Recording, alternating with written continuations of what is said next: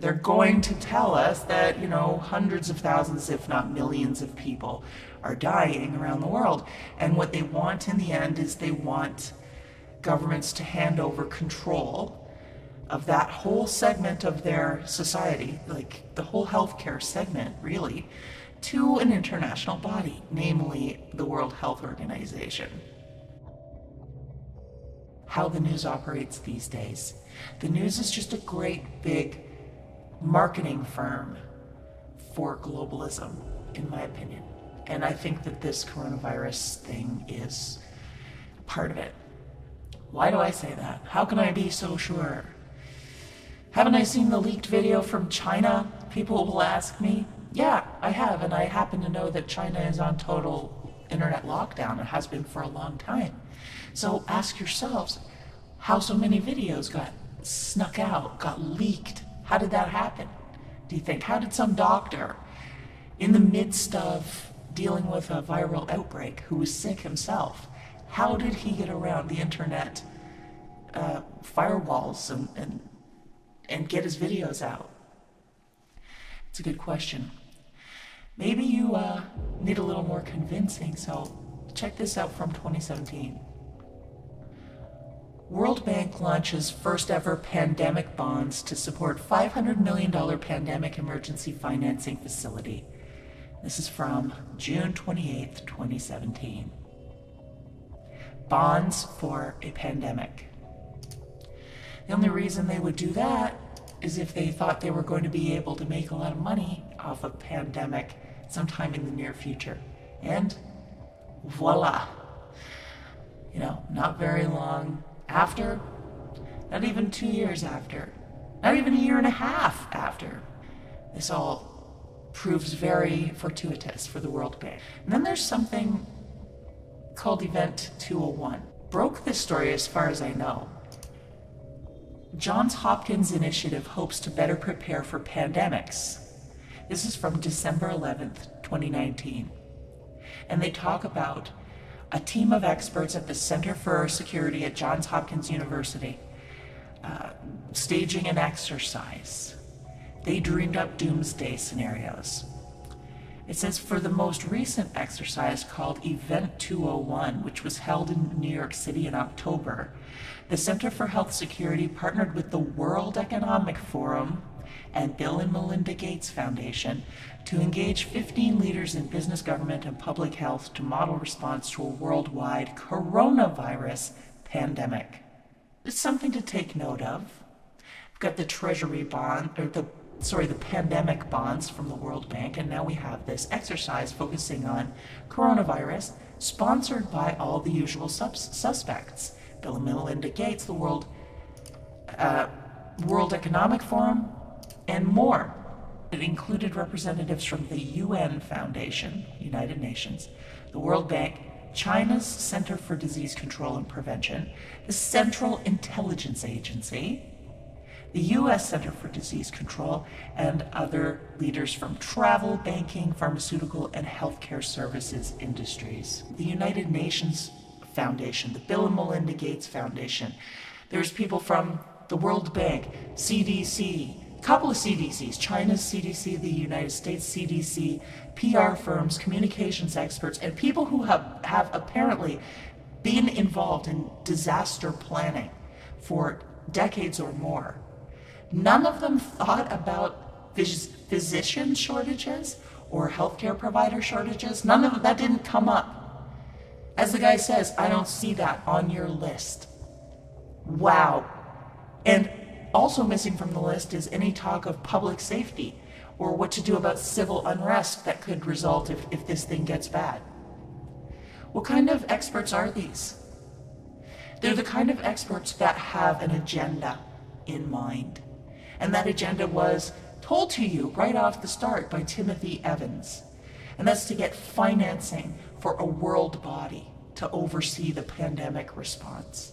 That's what it's all about. They don't really care about people. They just see a giant trough of money that they can always throw out there. They can always throw out some propaganda, some fear videos, clips that they can fake in their back rooms. And they can send out the message to all their subservient mainstream media talking heads. Look, tomorrow we're going to talk about the virus has got a hockey stick graph that it's spreading. It's going to spread to millions of people by a month from now.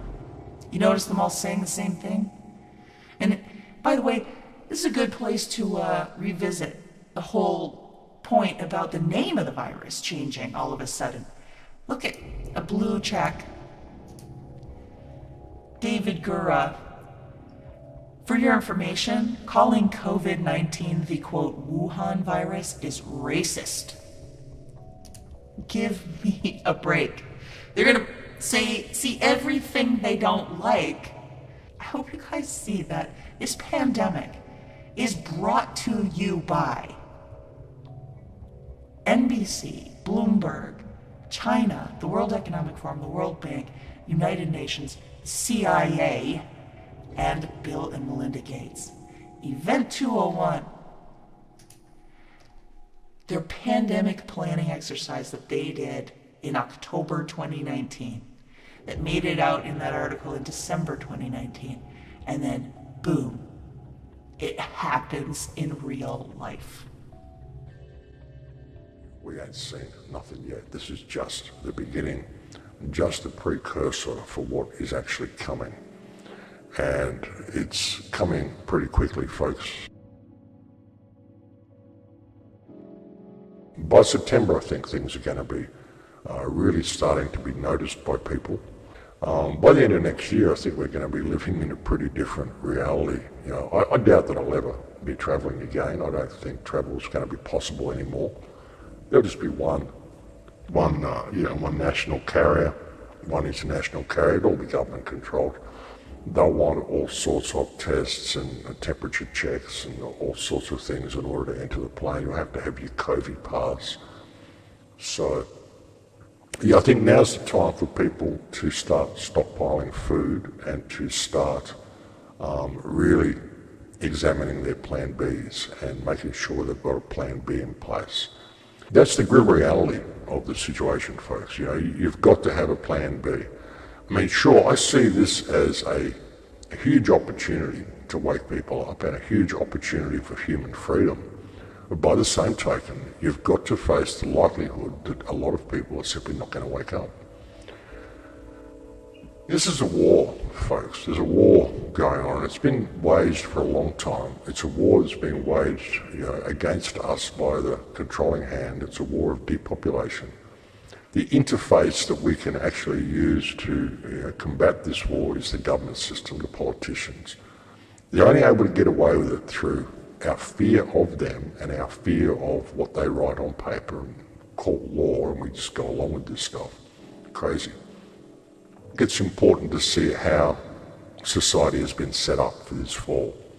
Now, I actually called this back in 2008 when I said, World War III has already started. It's a war of depopulation, and we're being set up for a massive cull by the codependency, the interdependency between nations, the way the supply chains have been set up, and the way people have been packed into major cities.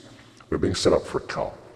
And we've got to that point now. I've been warning people, I've been saying, look, there's a train coming and, you've got to get off the tracks. And, people still on the tracks, still arguing about the shape of the tracks or whatever. And the train is hit now. So, either we seize this opportunity to become free or we face the reality that a lot of people simply aren't going to do it, which is why you need to have a plan B. Then a lot of people talk about this transformation ritual, this occult ritual that this whole thing really is. There was a great report that came out by Truthstream Media a couple of months ago, which talked about the transformation ritual, the cleansing, the isolation, the wearing of masks, all to what they do to slaves when they transition them into a new reality. And once you go into that new reality, you can never go back to the old reality. That's what they're doing, folks. That's what they want to do with this whole push for the vaccines as well. And think about the vaccines, folks. There's no way you could develop a vaccine this quickly. It takes years to develop vaccines. And I don't think any of them work anyway. All of them are just full of this ridiculously toxic stuff. Even to support the whole concept of vaccines, you've got to support germ theory, which I don't. So, I think there's a lot to be said for that. But anyway, If the virus was really as contagious as they say, so contagious that they're going to make you wear a mask, surely they could just take a sample of your breath. Surely they could just take a little swab of saliva from the corner of your mouth and they could test it to see what viral load you had in your body. They would be able to identify it from that. The fact that they need to stick these swabs all the way up your nose, but they're asking you to wear masks at the same time, this is very contradictory, folks. You look at what Trump's doing, folks. Trump pulled funding from the WHO. He gave it straight to Gavi. Gavi operates with great transparency, and as the coronavirus has shown, there are no borders. It doesn't discriminate. It's mean, it's nasty, but we're going to all take care of it together. Gavi, Bill Gates Gavi. We needed to find the resources to get countries to adopt the vaccine so that every child would be protected